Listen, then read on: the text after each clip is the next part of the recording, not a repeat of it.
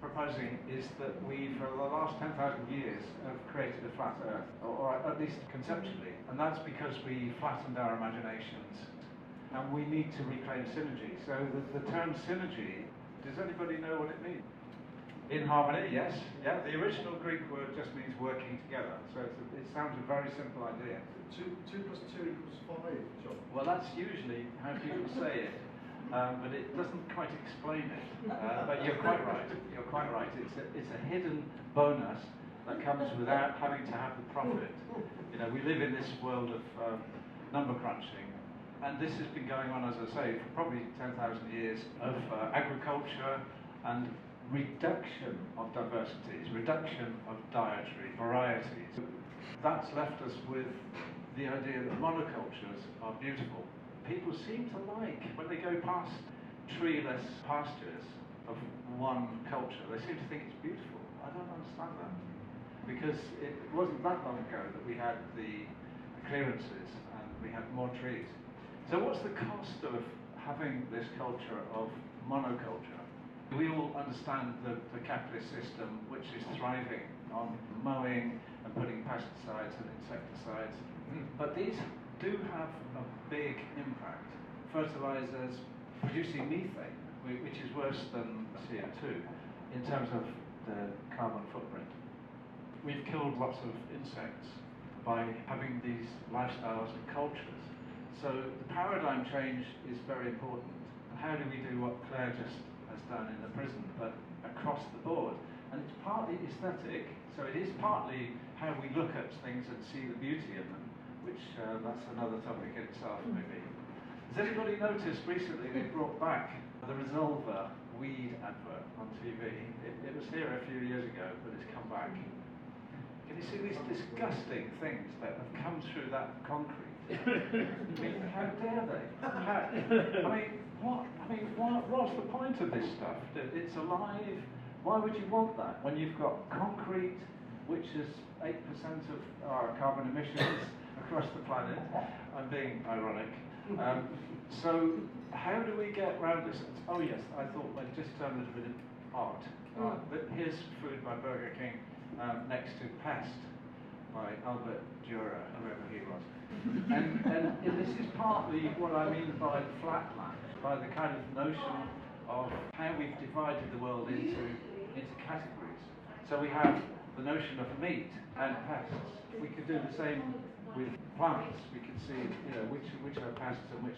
But on the left, this is the side of agriculture which makes the money. Which of these creatures here is the worst in terms of climate change? Depends how you raise them, as Claire said. So, what's the answer? I can give you 2 points. I can give you 2 pints if you want. I don't want points. Okay. I'd rather make a point. Yes, no, you're quite right. You're quite right. But any other thoughts? It's industrial farming, it's beef. Yes. So would you put the cow, the humble bovine creature at the top? Any advances on the cow, the bull? The cow farts methane, Yes. as well as Yes. eating soya, Yeah. which could be fed to humans. Yes. Don't they produce reducing They should the- think so, of course. I think this is in accord with the government guidelines, isn't it? That we have to reduce red meat. Arguably, that little fellow at the top is worse in the sense that it eats all sorts of other stuff apart from the grass, and it eats trees. Yes. So it will gobble up all sorts of biodiverse plants. I'm not saying that's the right answer. It's just one of the many factors. I should have actually talked about the idea of the pest. There's a division between these two parts of the living world, and these things, by implication, are pests. In other words, they threaten the agricultural side. But of course, Well, if you carrot the fox, you'll get rid of the lamb, I can assure you. yes. They'll kill them. Sorry, John. It's interesting because say that's a grasshopper or a locust. Is that not changing as well because they are becoming a food source? Yes, it could well be. I'm just being provocative. I haven't got an answer. There isn't one. I'm just being provocative. But I just think, well, there's a very complex biosystem. And Henry Dibbleby did some work on this, and that's partly why he was advocating introducing species that hadn't been here for a while. So the complexity is partly a good thing. So, okay, in human terms, we confuse quantities with qualities, which is the last 10,000 years, which are based on the idea of addition and subtraction. The whole economic models that we have are based on summative reasoning. If you think about the way that coins were designed, or money was designed, each unit is exactly equal to another unit. That's the whole purpose. So it was designed not to have synergy. So the flatland of money only has one relationship, which is to do with plus or minus. So that's 8 quid, no more, no less.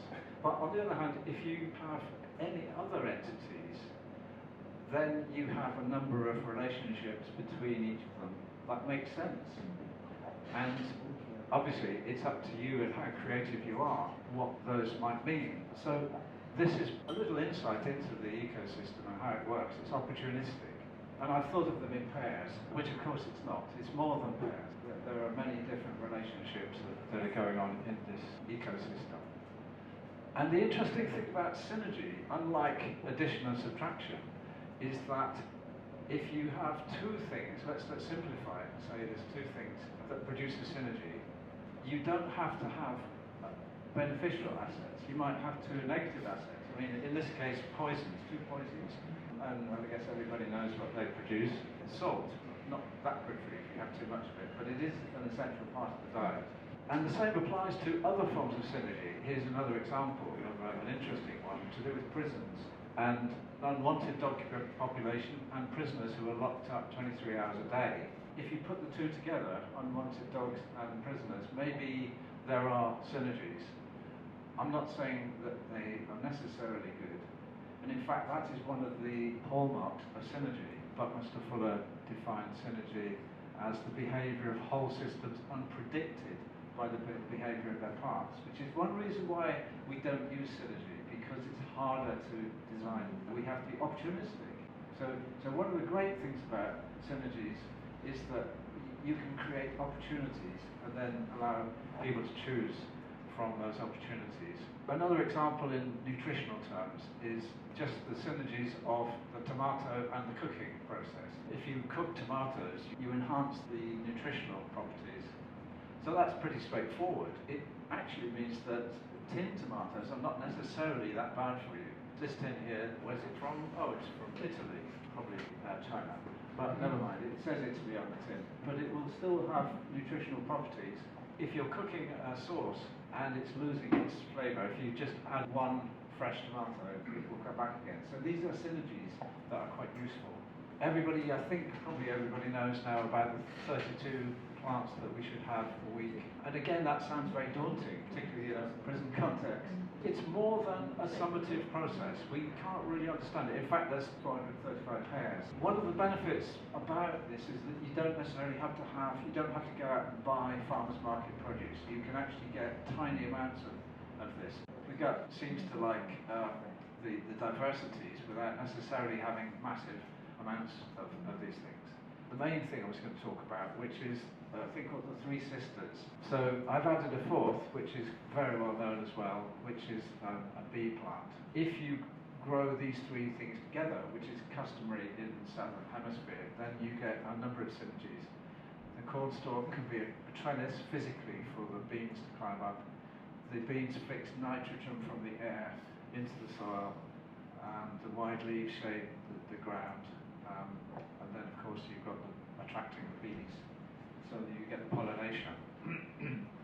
This is called the Three Sisters, and maybe there are a number of other examples of synergies in food growing. I did read somewhere, and I can't find it now, but somebody made an equivalent to meat eating. There's also various cooking methods, high alkaline cooking that delivers very enhanced nutritional benefits. So there we go. Thank you.